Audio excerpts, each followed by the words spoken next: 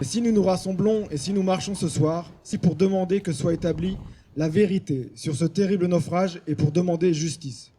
Le 24 novembre 2021, 33 personnes embarquées à bord d'un Zodiac ont tenté de rejoindre le Royaume-Uni en partant des côtes dunkerquoises. Ces 33 personnes venaient majoritairement du Kurdistan irakien, mais aussi d'Afghanistan, d'Éthiopie, d'Iran, d'Égypte, de Somalie ou du Vietnam. 3 heures après le début de la traversée, l'embarcation s'est trouvée en situation de détresse. À 1h48 du matin, les passagers et passagères ont réussi à prendre contact avec le centre régional opérationnel de surveillance et de sauvetage qui coordonne les opérations de secours côté français. Mais alors que l'embarcation est localisée dans les eaux territoriales françaises, le CROSS refuse d'envoyer les secours. Malgré des appels répétés et de différents naufragés, entre 1h48 et 4h34 du matin, les secours français ne lanceront aucune opération de secours. Quelques jours après le naufrage, 2 rescapés ont témoigné dans un média anglophone de la manière dont les secours les avaient impunément abandonnés en pleine mer. Ces derniers jours, le journal Le Monde a révélé la teneur des échanges entre les naufragés et le CROSS.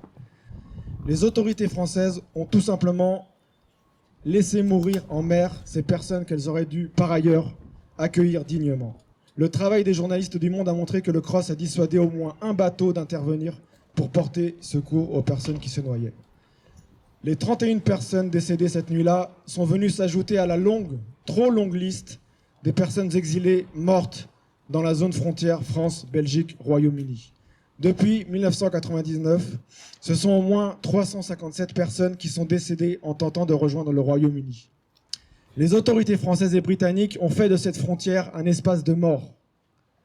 En refusant d'accueillir les personnes exilées et en militarisant cette frontière, via une surenchère de dispositifs de répression, kilomètres de barrières, barbelés, drones, multiples patrouilles de police, avions Frontex, les autorités françaises et britanniques sont responsables politiquement depuis longtemps de tous ces morts. Désormais, les événements du 24 novembre 2021 montrent qu'en laissant mourir ces vies jugées indésirables, la responsabilité de la France est clairement engagée devant la justice.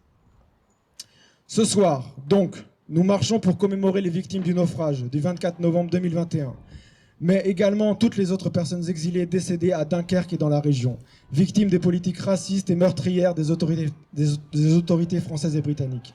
Ce soir, donc, nous marchons pour exprimer notre soutien envers les proches et amis des victimes et pour demander justice. Du Kurdistan irakien à Dunkerque, de Kaboul à Calais, ni oubli ni pardon.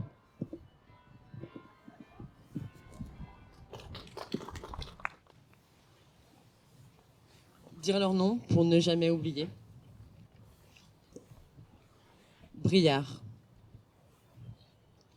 Mabad. Mohamed.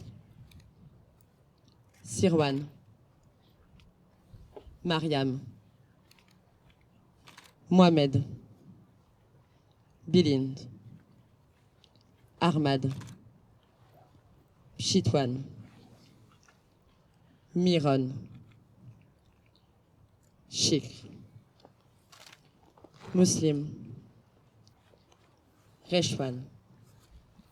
Tarna. Hasti. Mobin. Hadia. Kazal. Shawali. Zanyar.